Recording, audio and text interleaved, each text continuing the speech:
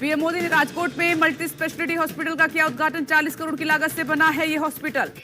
शाम 4 बजे पीएम मोदी गांधीनगर में महात्मा मंदिर में सहकार से समृद्धि कार्यक्रम को संबोधित करेंगे। पीएम मोदी कलोल में निर्मित नैनो यूरिया संयंत्र का भी उद्घाटन करेंगे। पीएम मोदी के अलावा अमित शाह भी राजकोट पहुंचे और गुजरात चुनाव से पहले मोदी शाह का गुजरात दौरा काफी अहम माना जा रहा है। राजकोट में पीएम मोदी ने जनसभा को संबोधित किया कि 8 सालों में कुछ ऐसा नहीं किया जिससे कि जनता को सिर झुकाना पड़े। पीएम मोदी ने कहा कि जब लोगों के प्रयास सरकार के प्रयासों से जुड़ते हैं तो हमारी सेवा करने की ताकत बढ़ जाती है। राजकोट में बना अस्पताल इसका सबसे बड़ा उदाहरण है। पीएम मोदी ने सरकार के काम गिनाए, कहा कि कोरोना काल में लोगों को फ्री वैक्सीन दी, देश के गरीबों को सशक्त किया। पीएम मोदी ने कहा कि बापू और पटेल के सपने का भारत बनाने की कोशिश है, आज सभी को अपना हक मिल रहा है। पीएम मोदी ने कहा कि सबका साथ, सबका विकास, सबका विश्वास और सबका प्रयास के मंत्र पर चलते हुए हमने देश के विकास को नई गति दी है।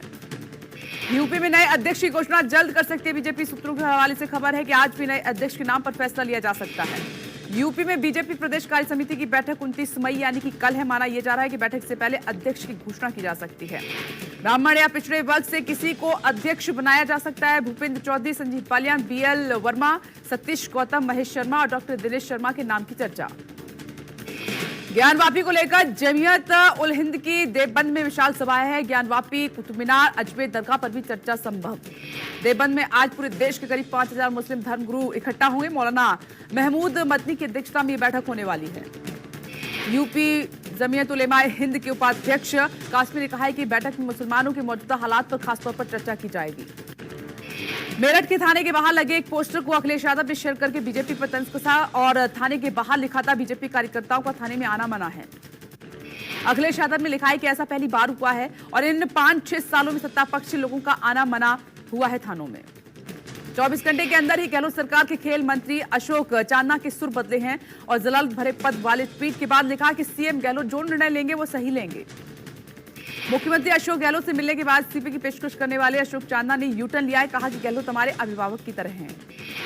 अशोक चांदना ने बीजेपी पर पलटवार करते हुए कहा कि बीजेपी पहले अपना गिरवान झांके, अपने घर में झांके। कांग्रेस परिवार मिशन 2023 के लिए एकजुट है और लामबंद भी है।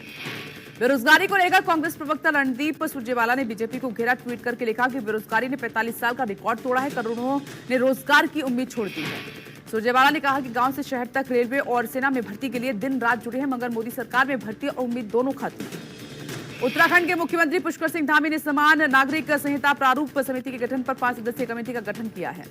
धामी बोले कि चुनाव से पहले हमने संकल्प लिया था और चुनाव के बाद पहली मंत्रिमंडल की बैठक में सर्वसम्मति से फैसला लिया गया है कि हम उत्तराखंड में समान नागरिक संहिता लगाएंगे। उपचुनाव में पुष्कर सिंह धामी के लिए प्रचार करने पहुंचे सीएम योगी। चंपावत में सीएम योगी कर रहे हैं रोड शो। 31 मई को होने वाली वोटिंग से योगी आदित्यनाथ ने सीधे धामी के लिए वोट मांगे और टनकपुर में रोड शो करने के बाद एक जनसभा को भी संबोधित करने वाले हैं। राष्ट्रीय उपलब्धि सर्वेक्षण में दिल्ली का बुरा हाल है। कक्षा 3 से 5 के लिए सभी विषयों में राष्ट्रीय औसत से पीछे बच्चों का प्रदर्शन। सर्वेक्षण नवंबर 2021 में कक्षा 3 से 5, 8 और 10 में 34 लाख छात्रों के नमूने के आधार पर किया गया था और इसका उद्देश्य बच्चों की प्रगति और सीखने की क्षमता का मूल्यांकन करना है।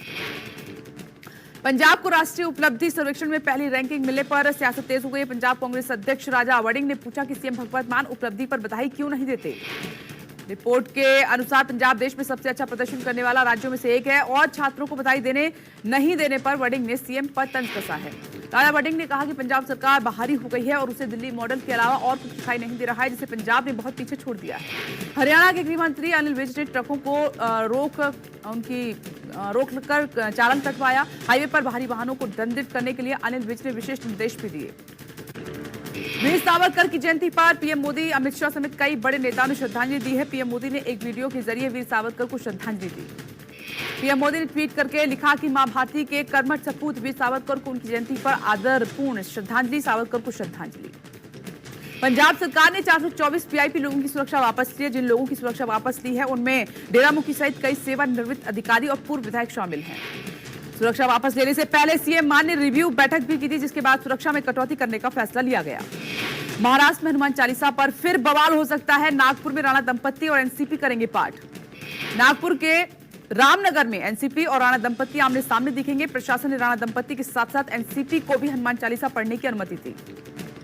नवनीत राणा की शिकायत पर महाराष्ट्र के डीजीपी तलब किए गए हैं। महाराष्ट्र के मुख्य सचिव, मुंबई पुलिस कमिश्नर भी तलब। संसद की विशेषाधिकार समिति ने तलब किया है। महिला जिला जेल अधीक्षक को भी तलब किया गया है। 15 जून को समिति के सामने पेश होने को कहा गया। यूपी में मंकी पॉक्स को लेकर अलर्ट। स्वास्थ्य अधिकारियों और जिला अधिकारियों को सतर्क रहने के लिए एडवाइजरी जारी कर दी गई है। यूपी के स्वास्थ्य विभाग की ओर से जारी एडवाइजरी में इस बीमारी के लक्षणों के संबंध में जानकारी भी दी गई। मंकी पॉक्स को लेकर मेरठ प्रशासन अलर्ट है और मेरठ में विदेश से आने वाले लोगों पर प्रशासन और स्वास्थ्य विभाग पैनी नजर बनाए हुए है। मेरठ में सर्विलांस अधिकारी डॉक्टर अशोक तालियान के मुताबिक जारी एडवाइजरी के बाद स्वास्थ्य विभाग ने हर तैयारी की है और बीमारी के लक्षण के सैंपल पुणे भेजे जाएंगे। मंकी पॉक्स को लेकर हाई अलर्ट में है भारत और मंकी पॉक्स की पहचान के लिए भारतीय कंपनी ने आरटीपीसीआर किट बनाने की घोषणा की है। आरटीपीसीआर किट से 1 घंटे में संक्रमण का पता चल जाएगा। 20 से ज्यादा देशों में फैल चुका है मंकी पॉक्स। आईसीएमआर के मुताबिक भारत गैर स्थानिक देशों में बढ़ते संक्रमण को देखते हुए तैयार है। हालांकि भारत में अब तक मंकी पॉक्स का कोई भी मामला सामने नहीं आया है। देश में एक बार फिर 2,500 से ज्यादा नए कोरोना के मरीज मिले हैं। आंकड़ों के मुताबिक 2,685 नए कोरोना मरीज संक्रमित मिले हैं। 2,158 मरीज ठीक हुए। पिछले 24 घंटे में 33 लोग संक्रमित लोगों की मौत हो गई है। कोरोना के सक्रिय मरीजों का आंकड़ा बढ़कर 16,000 से ज्यादा हुआ है। पॉजिटिविटी दर जो है 1% से कम है। जम्मू से डोडा आ रही बस उधमपुर में पलटी है। हादसे में 25 यात्री घायल हुए। मौके पर राहत बचाव कार्य जारी है। हादसा उधमपुर के बट्टल बलियान इलाके में हुआ है। गंभीर तौर पर घायल मरीजों को जम्मू के अस्पताल में भर्ती कराया गया। पुंछ में मेढा सेक्टर के एलओसी से सटे जंगल में लगी भीषण आग। आग पर काबू पाने के लिए हर मोर्चे पर तैयार है फायर ब्रिगेड। आग लगने से लाखों रुपए की वन संपदा का नुकसान हुआ है। किसी के हताहत होने की कोई खबर नहीं है। ये राहत की बात है। नोएडा के थाना फेज 2 एरिया में एक एटीएम में लगी भीषण आग। दमकल की 4 गाड़ियों ने पाया काबू। फिलहाल आग लगने के कारणों का पता नहीं चल पाया और किसी के साथ होने की कोई सूचना नहीं है। बिहार के बेतिया में बीजेपी की महिला विधायक की दबंगई संपत्ति विवाद में लड़की को पीटा वीडियो हुआ वायरल। वीडियो में लड़की पर हमला करती हुई दिखाई दे रही महिला विधायक। पुलिस के मुताबिक संपत्ति विवाद को लेकर यह विवाद हुआ, जिसके बाद महिला विधायक की दबंगई साफ तौर पर दिखाई दी। आगरा में हुए सनसनीखेज डबल मर्डर की गुत्थी सुलझी है। पति ने अपने पिता और भाई के साथ मिलकर पत्नी और प्रेमी का कत्ल किया है। सीसीटीवी में कैद हुई थी। दिल दहलाने देने वाली ये वारदात बीच रोड पर लाठी डंडों से पीटने के बाद धारदार हथियार से शिवम और पूजा की हत्या की गई। बहू के प्रेम संबंध से आग बबूला ससुर ने हत्या की साजिश रची और फिर हत्या के बाद थाने पहुंचकर कत्ल की बात भी कबूली। हापुड़ में पुलिस और बदमाश के बीच मुठभेड़ हुई। गोली लगने से 1 लाख का इनामी बदमाश घायल हो गया है। मुठभेड़ में एसपी की बुलेट प्रूफ जैकेट में लगी गोली। बाल बाल बचे एसपी। गोली लगने से सिपाही भी जख्मी हुए हैं। गाजियाबाद में पुलिस मुठभेड़ में अनिल दुचाना गैंग के 2 बदमाश ढेर हुए। एक सिपाही को भी गोली लगी है। मारे गए बदमाशों में बिल्लू दुजाना 1 लाख का और राकेश 50,000 का इनामी था। पुलिस ने बिल्लू को इंदिरापुरम जबकि राकेश को मधुबन बापूधाम क्षेत्र में मुठभेड़ में ढेर किया है। शाहजहांपुर में एक होटल में खाना खाने गए व्यक्ति पर जानलेवा हमला हुआ है। मामूली कहासुनी के बाद होटल मालिक ने चाकू से हमला कर दिया। मौके पर पहुंची पुलिस ने होटल मालिक को हिरासत में ले लिया और घायल शख्स को अस्पताल में भर्ती कराया। यूपी के शाहजहांपुर में दमकल कर्मियों ने सामूहिक आत्महत्या की धमकी दी। दमकल कर्मियों ने फायर ऑफिसर विश्वास मलिक पर गंभीर आरोप लगाए हैं। दमकल कर्मियों ने उत्पीड़न की शिकायत की। कहा कि विश्वास मलिक शारीरिक और मानसिक उत्पीड़न कर रहे हैं। सोशल मीडिया पर सामूहिक आत्महत्या की चिट्ठी वायरल हो रही है। Chief fire officer Rehan Ali action में आए हैं और चीफ फायर अफसर पूरे आरोपों की जांच शुरू कर चुके हैं। दिल्ली के गांधी भवन में गांधी जी को अपनाने की जरूरत है विषय पर विशिष्ट व्याख्यान का आयोजन हुआ है। दिल्ली विश्वविद्यालय के शताब्दी समारोह और आजादी के अमृत महोत्सव के मौके पर व्याख्यान का आयोजन।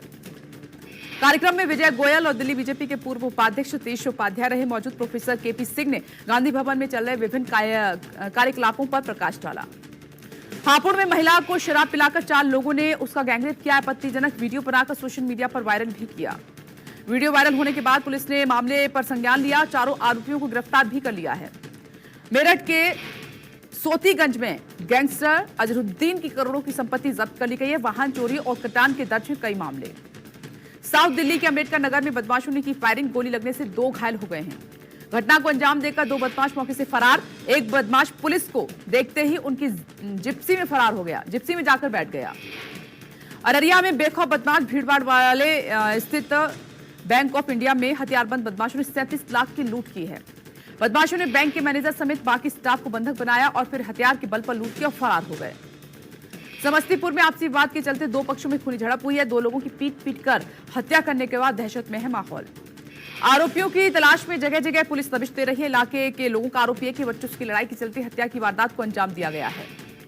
सतना पुलिस को मिली बड़ी सफलता। 5 लाख के जेवरात के साथ 2 आरोपी गिरफ्तार। दोनों बदमाश पर 30,000 का इनाम था। बागपत में जहर खाने से एक ही परिवार के 3 लोगों की मौत हो गई है। मां ने 2 बेटियों के साथ पुलिस दबिश और बदनामी की डर से आत्महत्या कर ली। परिजनों ने आत्महत्या के लिए उकसाने वाले आरोपियों की गिरफ्तारी की मांग की है। डीएम एसपी ने जांच के बाद कार्रवाई की बात कही। लड़की भागने के मामले में पुलिस तविश देने गई थी, जिसमें गिरफ्तारी के डर से घबराकर तीनों ने अपनी जान दे दी। जम्मू में भीषण सड़क हादसा हुआ है। तेज रफ्तार मेटाडोर वाहन अनियंत्रित होकर पुल की रेलिंग तोड़कर नीचे गिरा। हादसे में 2 लोगों की मौत हो गई है। मौके पर पहुंची पुलिस ने मामला दर्ज कर छानबीन शुरू कर दी है।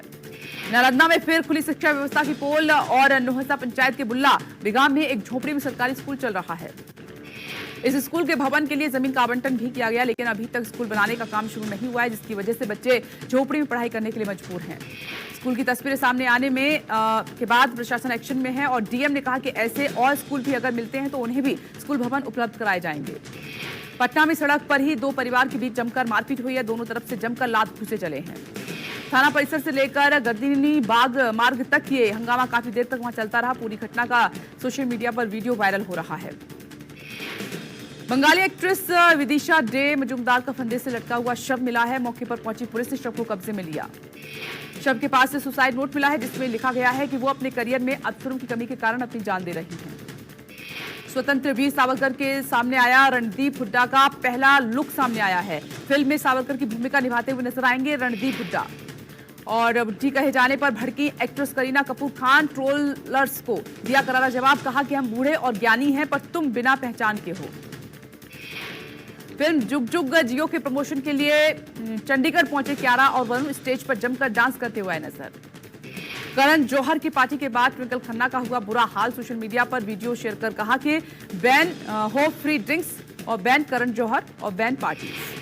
रिलीज होते ही फीकी पड़ी आयुष्मान खुराना की फिल्म अनेक। 40 करोड़ की बजट में बनी फिल्म ने पहले दिन 2 करोड़ 20 लाख रुपए की कमाई की है।